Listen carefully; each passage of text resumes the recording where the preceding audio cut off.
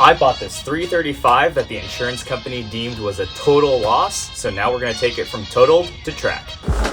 So first, I wanna break up this project into 4 distinct parts. Stage 1, we need to make sure that the car is roadworthy, so we need to fix this, that, this, that, this, that. Oh yeah, and all of that. And just make sure it's safe. From there, we need to get our paperwork in order. We need to take the car to an inspection and get it recertified for roadworthiness. We'll have to apply for all of the paperwork and title. Then we'll have to wait to receive the branded title so we can take this total loss vehicle and put it back on the road. From there, stage 2, it's a BMW. We need to take care of any mechanical issues. If we're gonna take this thing to the track, we don't want it to break down while we're on course. Stage 3, we need to get this thing cleaned up. It's pretty rough around the edges. I'll be taking you through some of the things just to kind of bring up the creature comforts. And then stage 4, we're taking this thing to the track. We're gonna send it to a couple of corners and see how it does. And as an extra bonus, depending on what the budget allows, we may look at upgrades, performance mods to really get the most out of this E90 N54 platform. But that's gonna be up to you guys, whether or not you wanna see this car and watch this build series. Let me know down in the comments. All the while, as we're going through this build, I'll be adding up the costs so you guys can follow along. First, we gotta get this thing fixed.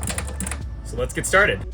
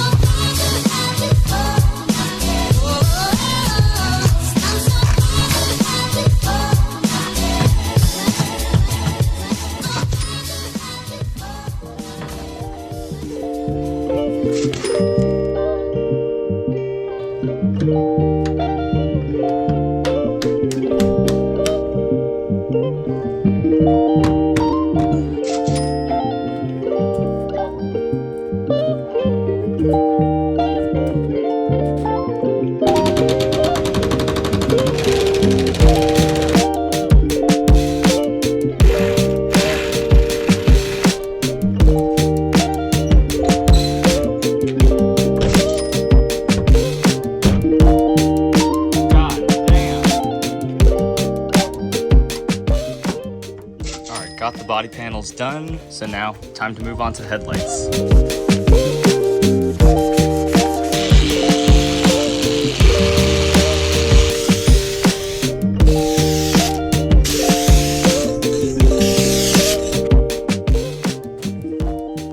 Just doing a quick inspection here. You can see these are Index 8 injectors.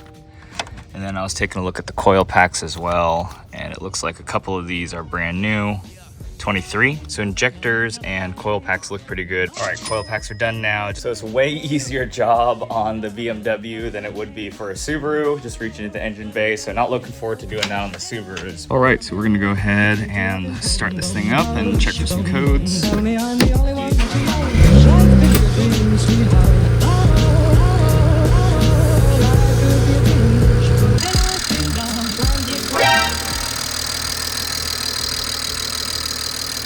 Fair bit of noise coming from the engine, and it looks like there might even be an exhaust leak off the turbos, so we'll have to look into that. But I'm hoping it's just because it's been sitting for a long time and it's finally warming up. That's where all the smoke is coming from. So I don't know if you guys can hear that, but it's making a pretty horrendous noise. Seems like when I give it a little bit of gas here, the noise kind of goes away. So I'm not sure. I don't think that's wastegate rattle. I don't know if that's normal for the valve train to make all that noise, or if it's timing belt tensioner or something like that. Try to dig into that more and see what other repairs might need to happen. So the headlight did end up going out after moving the vehicle around, so I'm just gonna be replacing it here. Get the new one back in there.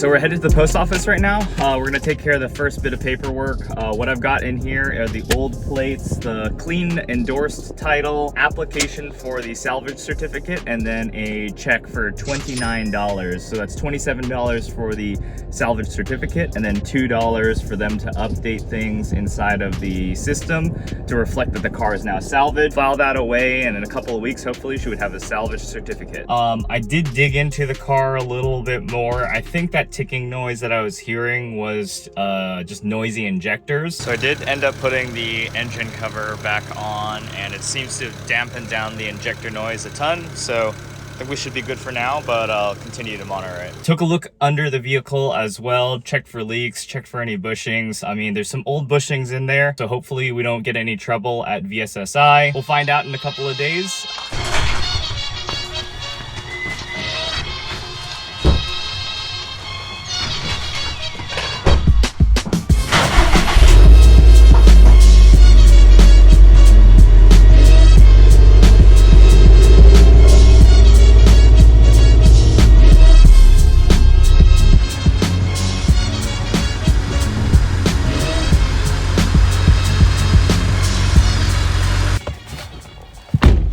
Okay, so just got back from the dealership, got the recalls taken care of. A little bit of bad news about the wheel bearings. Also, what's a BMW without a massive oil pan leak? Crazy part is that they wanted $7,300 to fix everything. So basically you're paying just in labor for the transmission pan, $1,100, rear wheel bearings, $2,400, and then $2,700 in labor for an oil pan gasket. Obviously, we're gonna be doing those things ourselves next couple of weeks here, but it's just crazy to see those dealership numbers. Since the recalls were taken care of yesterday, they're still not updated in the NHTSA website, so waiting for those recalls to populate, show up on their system before I take the vehicle to the actual safety inspection. Called up the inspection station earlier this morning. They said that could take anywhere from a couple of days to about a week to show up in the system. While we're waiting for the recalls to show up on the NHTSA website,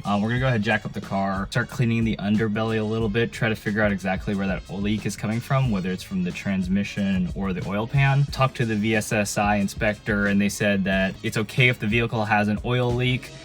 Shouldn't stop us as long as it's not related to any of the safety systems, so we should be good there. But obviously want to be good to Captain Planet, get all that taken care of.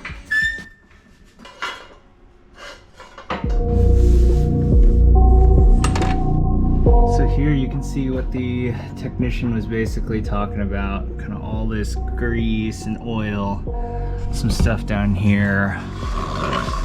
Pull it over here. I mean, this thing is just absolutely caked in oil. I mean, what is a BMW if it's not leaking a ton of oil? Just taking a look up here into the power steering lines though. Everything actually looks really good in the power steering. We can see that there is already a metal water pump in here. That's a common failure point for these N54s. But we'll get this all cleaned up and see if there's any additional leaks or any other maintenance items. We'll be dropping the subframe to do the motor mounts as well as the oil pan gasket. So just taking a look around, seeing if there's any other items that I need to address. But otherwise, looks pretty good.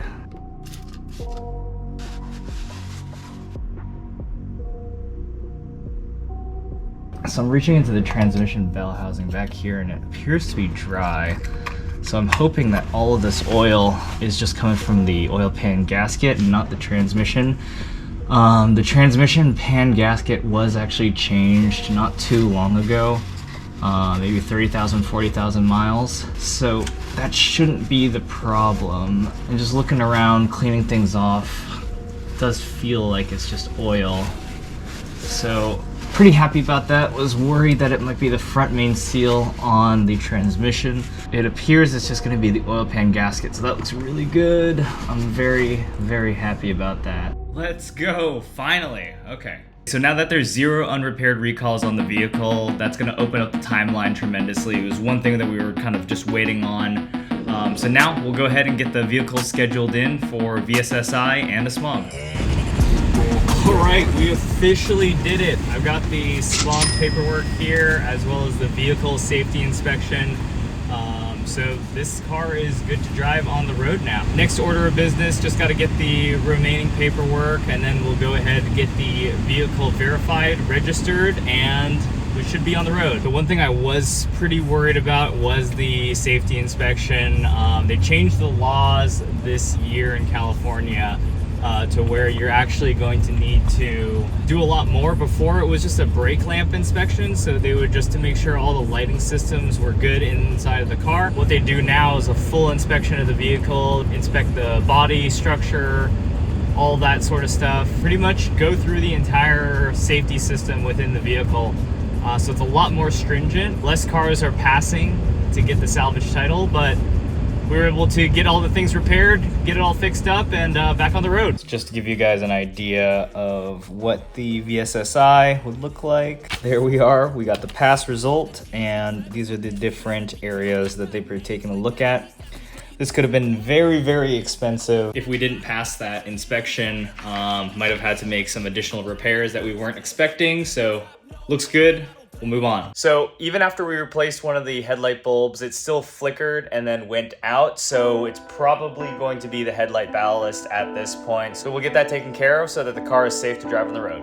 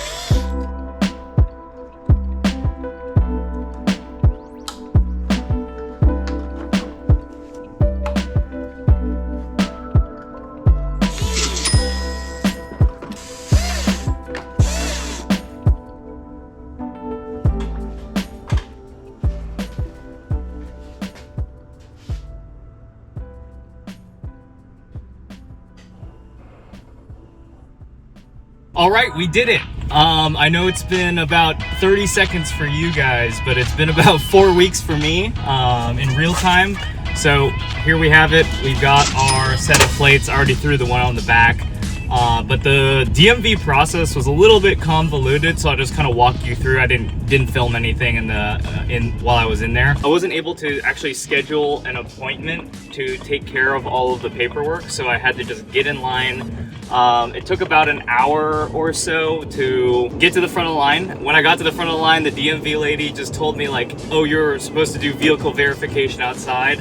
But luckily, she still took the salvage certificate. So one thing that I want to make a quick note of, just because I was so excited that we got the plates and the registration and everything, the salvage certificate did actually come in on Saturday. Today is Tuesday, so I didn't get any footage or take any pictures of what that actually looked like. I'll just throw up a quick example, make a quick note there just to kind of fill in the gaps around the salvage certificate. But that took about 4 weeks to arrive. Kind of processed all the paperwork and handed me a paper slip that said incomplete registration, pending vehicle verification. So then I just looped the car back around outside, got the vehicle verification done. Weirdly enough, they don't do vehicle verifications from like 12 to 1 or something weird like that. We squeaked in at 11:50. They just walked around, checked the VINs, wrote it on a piece of paper and said it was good to go pretty much. So that process was pretty easy. We went back into the DMV. So then I got some additional paperwork, filled all of that stuff out, and then boom, there you go. She handed me the vehicle registration, temporary registration. The actual branded title should be arriving in the mail in about 4 weeks. We got the plates, we got the registration sticker.